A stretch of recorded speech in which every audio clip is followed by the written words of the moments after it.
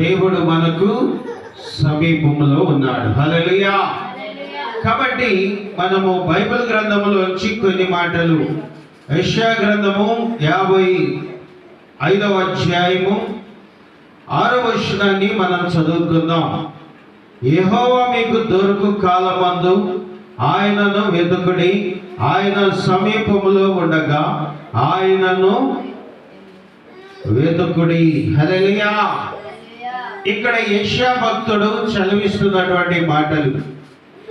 యెషయా భక్తుడు ఇక్కడ అంటున్నటువంటి మాటలు ఏంటంటే, యెహోవా దొరుకు కాలమందు ఆయనను మనం ఏం చేయాలి? వెతకాలి. అలాగనే ఆయన సమీపంలో ఉండగా ఆయనను